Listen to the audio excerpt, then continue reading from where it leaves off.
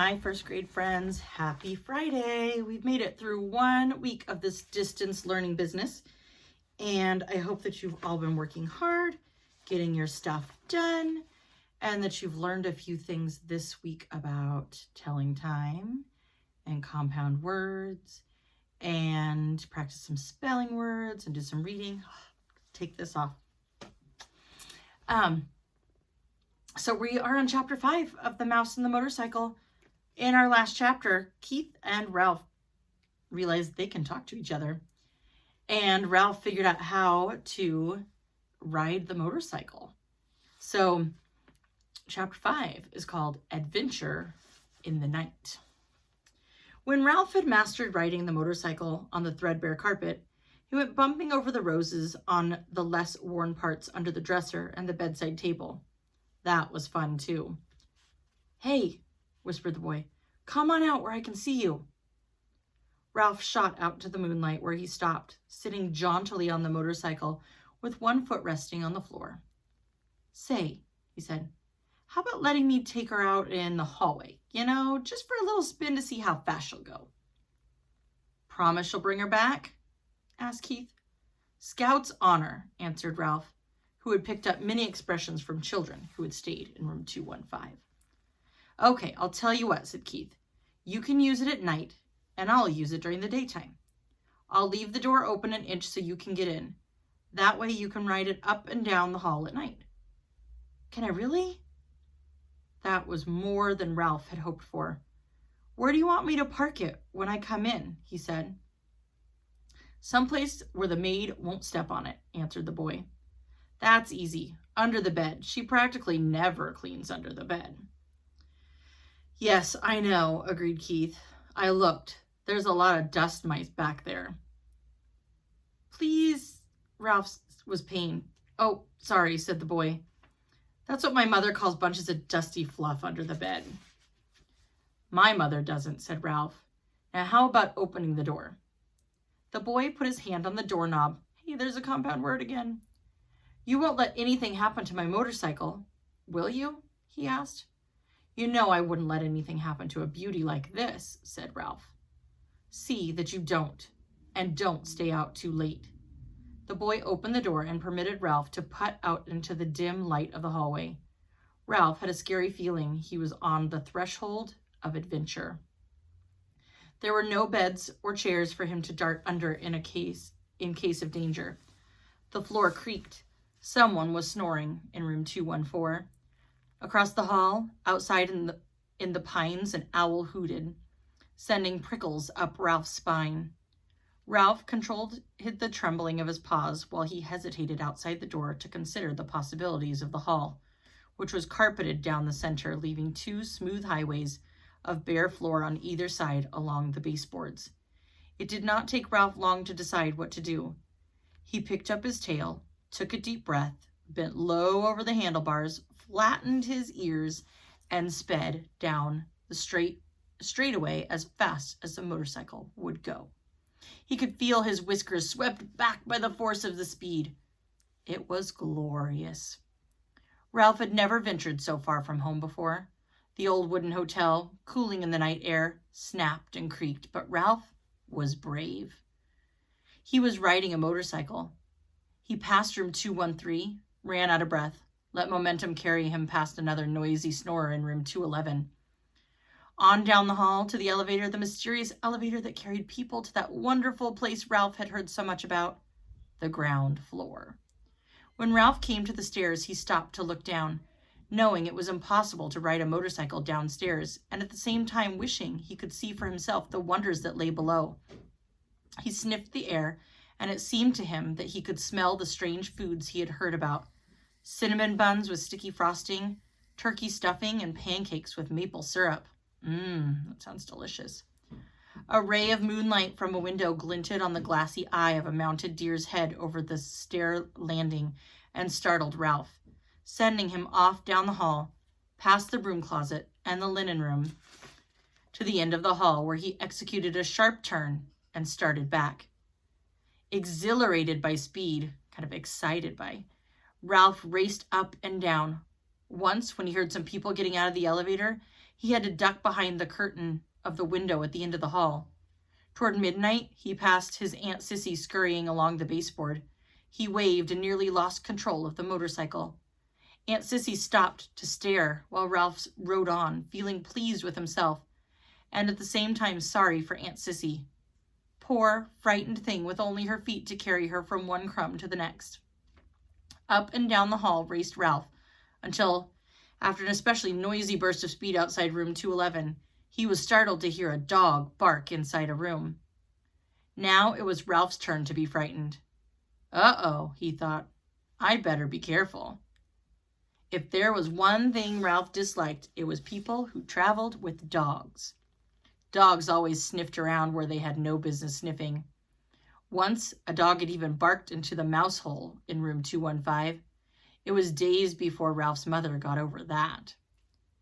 Ralph heard someone moving around inside room 211, and looking back over his shoulder, he saw the door open and a tousled man in a bathrobe and slippers appeared carrying a little terrier. Terrier remembers a little type of dog. The man looked cross and sleepy as he started down the hall toward the elevator with his dog. He was walking straight toward Ralph. Realizing he was taking a chance, Ralph speeded up the motorcycle. If he turned and headed back to room 215, he would have to pass the man. It was better to continue toward the elevator and hope he could find a place to hide. He raced down the hall. The wild barks of the little terrier told Ralph that he had been seen by the dog, if not by the man. Friends who read the Titanic book with me remember there was a dog named Teddy in that book who was also a type of terrier.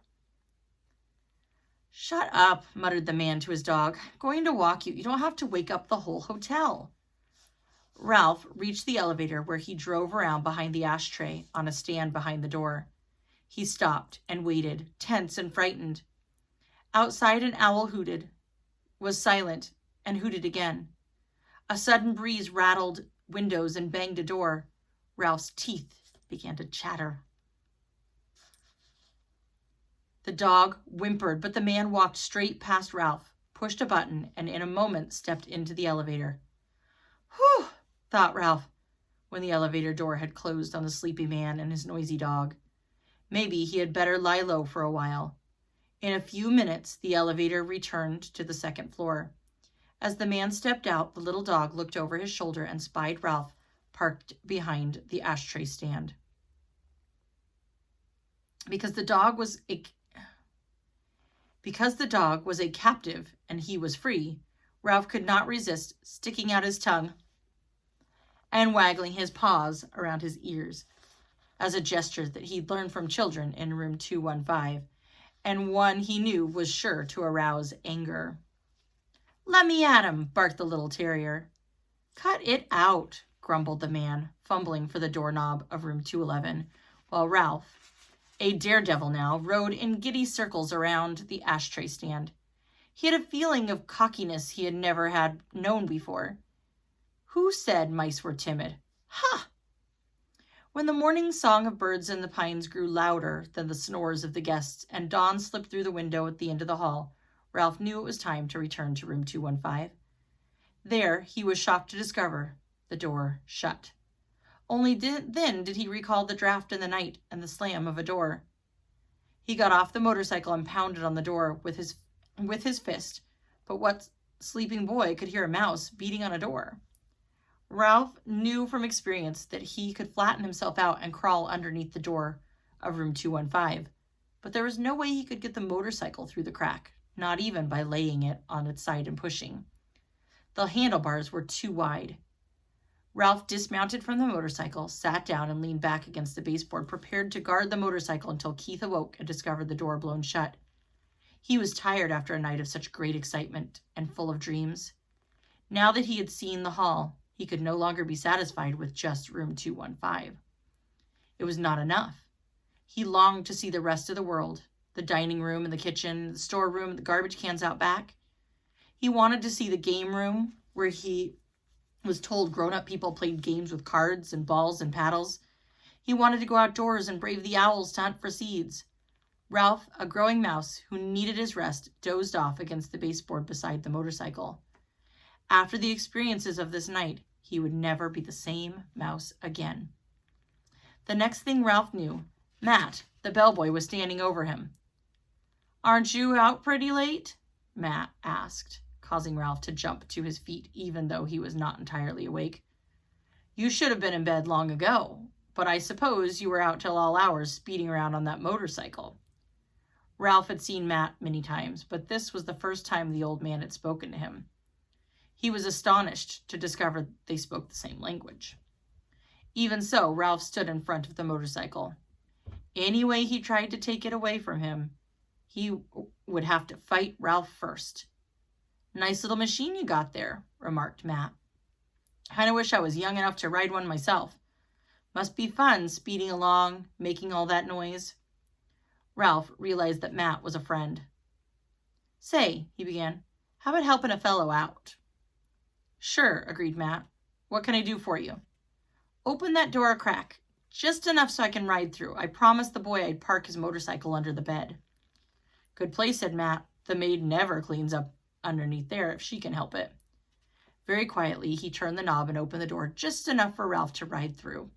Ralph bumped over to the edge of the carpet, swung out around the wastebasket and the bedside table, and was about to drive under the bed when... "Eek!"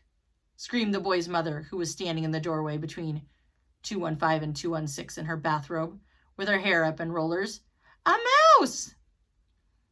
Ralph put on a burst of speed and shot under the bed. "Where?" asked the boy's father, coming in from room 216. "Under the bed." "I'll look, Mom," said the boy, jumping out of bed. Keith's face appeared under the lifted edge of the bedspread, where Ralph sat trembling on the motorcycle. The boy held out his hand and beckoned. Ralph understood. He dismounted and ran up the boy's arm inside the sleeve of his pajamas until he came to the crook of his elbow. There he waited, shivering, to see what would happen next. How do you think Ralph's feeling? I think he was really scared the way that the author is describing how he's acting. Down at the end of the sleeve, he could see the boy's fingers close around the motorcycle. Then he felt himself being lifted as the boy rose from his hands and knees. "It's just my motorcycle, Mom," Keith said. "Yes, that's it," agreed his mother. "The door opened and the mouse rode in." The boy's father began to laugh. "You're still dreaming." "But I'm positive," insisted the boy's mother. "That you saw a mouse on a little red motorcycle?" finished the boy's father, and laughed even harder. "You make it sound so ridiculous," objected the mother. "Well," the father snorted with laughter. "Well, perhaps I was dreaming," admitted the mother reluctantly. "But I know I saw a mouse. I'm positive, and I'm going to report it to the management. I knew the minute we moved into this spooky old place that it had mice." "Now I've done it," thought Ralph, inside the pajama sleeve. That's the end of chapter 5. I'll be back on Monday with chapter 6. It's called A Peanut Butter Sandwich. Have a great weekend, you guys. I'll see you next week.